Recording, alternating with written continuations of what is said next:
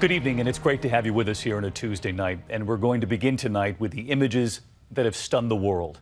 It is hard to imagine that after 6 years of war in Syria, that there could be something even worse than what many have already seen. Tonight, our team has taken great care to pour through the images first, but we warn you, they are still difficult to see. A chemical attack, so many families and children among the victims. These are some of the young ones who survived being sprayed off, hosed down, after warplanes dropped what appeared to be a toxic gas. The White House is responding tonight, and ABC's Jonathan Karl leading us off.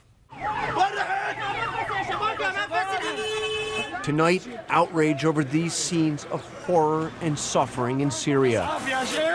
An apparent war crime, a suspected sarin gas attack by the government, killing dozens and sickening many more. Young children among the victims. Rescue workers desperately work to wash the chemical from the victims. Children clinging to life, struggling to breathe.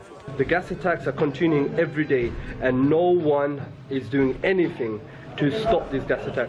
This attack following 2 chlorine gas attacks over the past week. While this local activist reported from one of those hospitals, it was hit with another airstrike. The White House called the attack reprehensible and said it cannot be ignored by the civilized world. But the statement also took aim at President Obama.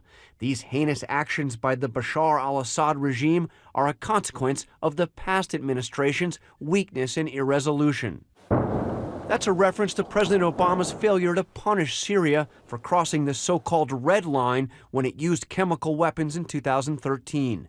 President Obama, in fact, boasted that he had worked out an agreement with Russia and Syria to get rid of Assad's chemical weapons. Because Assad gave up his chemical weapons.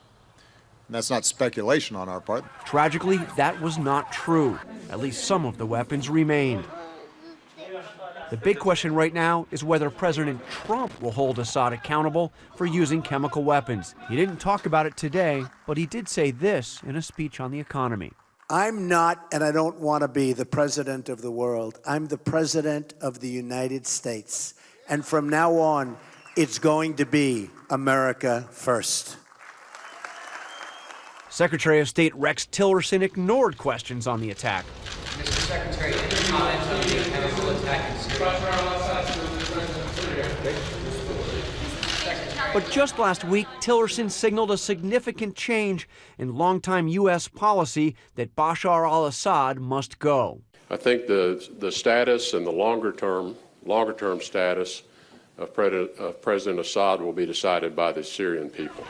Tonight, these Syrian people aren't determining the status of Assad. They are trying to survive his brutality. And John Karl with us live tonight from the White House. John, Secretary Tillerson, as you just reported, did not take questions today on this. But in a statement late today, it did appear he took a much stronger line on Assad than he did just last week. A much harsher line, David. This was a written statement where he condemned Assad, referring to his, quote, brutal, unabashed barbarism and fundamental disregard for human decency.